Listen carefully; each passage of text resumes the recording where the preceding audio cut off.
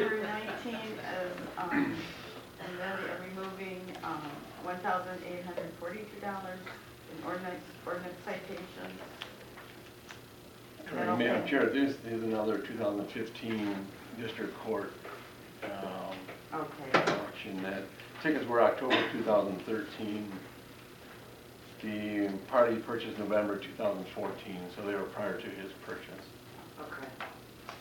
So those are coming to a slow end, most of those? We believe they are. In fact, both Dave Greco and I thought they were done until he discovered one and I discovered one. Taxpayers are still realizing when they review, they're either doing the property taxes for end of the year income tax, that they paid a large amount of tax, which is not there. So they're now challenging those numbers. Okay, 20, the condo. Yeah, 20 and 22 actually should go together. 20 is to remove it from the condo owner's assessment roll, and 21 is to add it to the condominium association's roll, because I guess the association pays the water bill. You mean 22? 20 and 22? 20 and Yeah. 22. Okay. So, and then 21 is $280 in grass cutting charges, and that was before he owned it. That was before, this, Madam Chair, this is another sheriff auction. Oh. Now, this taxpayer may appear in front of City Council tomorrow. He were named the other gentleman. Are you recommending it? Well,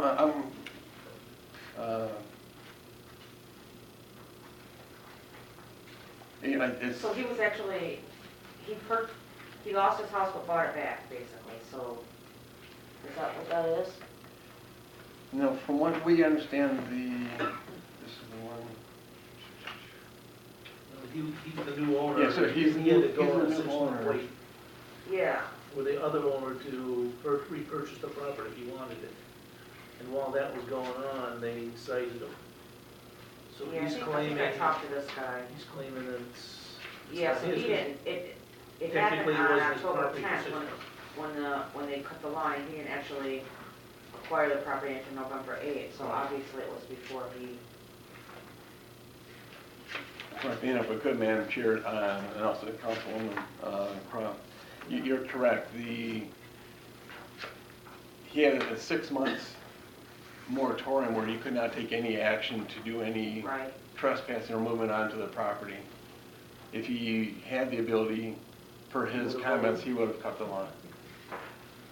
So the recommendation would be to council to remove it for this particular case. But you may see this gentleman tomorrow, I believe. Yeah, he's doing that. He called us in front of me, and I called him on the phone. Roger Cummings. Michelle sent us an email. I just responded. Sorry. Yeah, well, the paperwork in the dates were right, so I said I couldn't know for sure, but if the paperwork was right, it would probably be also not really.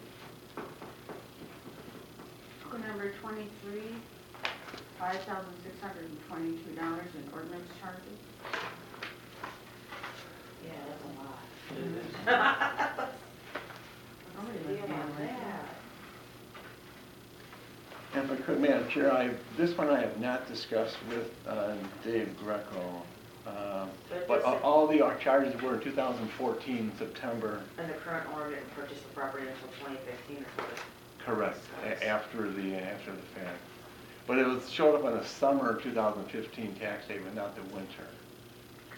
And it was not bought through the Wayne County Sheriff or Treasurer. It was a third-party purchaser. So he bought from a private third party. I think they were charging them for an abandoned vehicle. So this would be another example where somebody engaged in a private sale, didn't do their homework, got struck for an amount they weren't intending, and they're hoping that we'll reimburse them for it. That is correct, Councilman. and do their due diligence. Yeah, they didn't do their homework.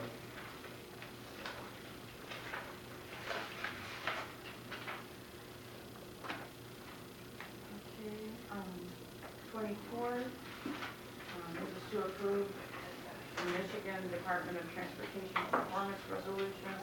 This is kind of an annual thing, right? Yes.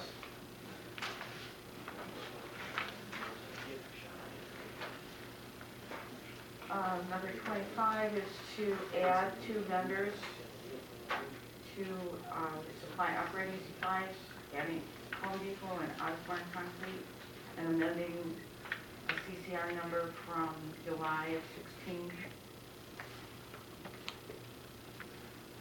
Any questions? Doesn't change anything. No, yeah, we're taking, Madam Chair, we're taking money that we had from existing vendors that we haven't used. You're robbing Peter to pay Paul. Pretty much. Okay, then, 26 is approval for stump grinding of $5,000. The Ashland Tree Company, who we have a contract with, doesn't do that. I had some questions on this one. This is we have a current contract with Ashton, and they couldn't perform under that contract, am I reading that right? That's correct. And did we, Good contract with Brooks. the contract was expired in December of 2015 and allowed for additional extensions, correct? I do believe so, yes. So, I mean, at what point did we extend versus them no longer being able to perform, and was there a bond or anything that would protect us from that? It's, Madam Chair, it's, the performances, they can't keep up with the amount of work that we're providing them. It's only one tree company. I don't think they're big enough because they have other contracts that are kind of jumping around, and the amount of work that we have, they can't keep up. So they're capable of doing the work that's not at our volume? It's not That is they correct. are going out of business or? Yeah, we're really looking at going out for another bid and having 2 companies possibly instead of just one to keep up with the amount of work that we have. And that's what I was gonna ask too, there wasn't a bid put out yet. We do have a contract with Ashland Tree Service. Do you have a contract with Pro Stone? We do not have a contract with Pro Stone. That's where this came along. The DPW actually contracted Pro Stump to get some work done, and they went over the $2,000 limit. We corrected that problem internally. It won't happen again. Okay, so that was my question. That's This work's what already happened. been done, right? So Yes, that is correct. So we're approving $6,000 because they already did the work. because they already did the work. That's correct. The amount of work was not quite $6,000. That was put in for, maybe for emergency, for additional stump if needed, but we do not know if we're gonna use that or not. We are looking at going out to bid for another contract this spring or sooner to have it in place by the spring. Well, so Pro Stump had never bid on anything, they just got hired. They to do just, that.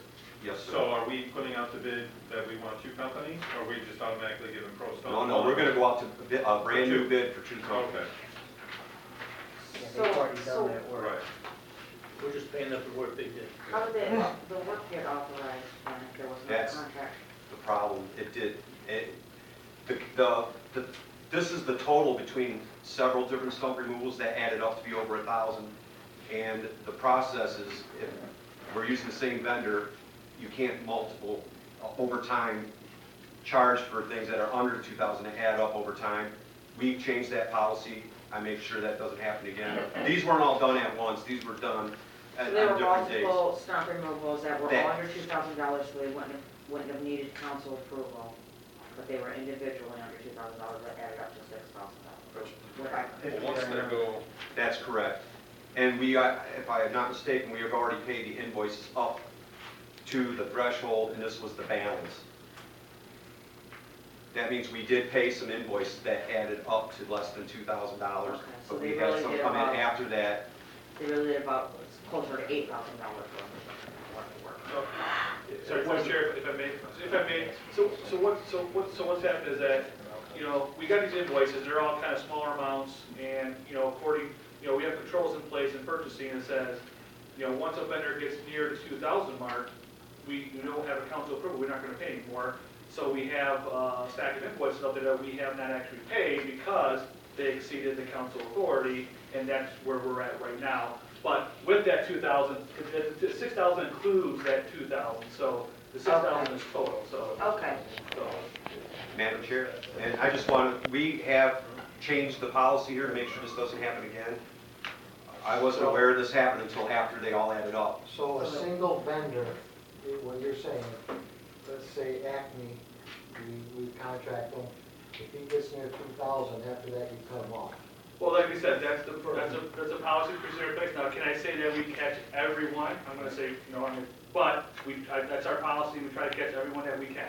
And if we do, we don't pay the invoices until we have a receipt and file from the council, so that you guys are aware, and then we actually pay the physical invoices. Because when I was here as the plumber, I would go to Ruby Plumbing, Ferguson, and DNC, and as long as I didn't spend over $2,000, get either one of those, That's, I just kept rolling all year long. as long as you didn't spend $2,000 with a single vendor, that is within our policy. No, If you went back. Oh. I mean, I would Oh, spend you- oh, 50,000 that. But, no, see, yeah, we don't, no. Okay. We have that in place for a Typically single it's vendor. changed. With our, Okay. yeah, with the newer systems that we have in place too, it's easier to track that with our online requisitions and all that, it's a little easier to track. And Madam Chair, the purpose of that, Charlie, as you know, is to avoid somebody that it's $4,000, so I'm gonna bring it in at 1,500, and then 1,000 Well, and say and it's. that's happened in the past, so I'm glad to see this. But I'm unfortunately, not happy that it happened like this, but I'm glad to see that that's happened. well, unfortunately, you gotta fix it and move forward. I mean, the mistake was made but the historical problem has been that everybody would keep the individual purchase under $2,000 and just keep compiling that. Well, and I think in 1 year I spent like 80,000 at Liberty Plumbing, but that was over the whole year. Yeah. But, it's just what it is. Okay, I'm glad to see it. Alrighty, item number 27. This is adopting a resolution approving Wayne County stormwater maintenance permit. Authorizing the Department of Public Works Executive Director or his designee to execute the permit.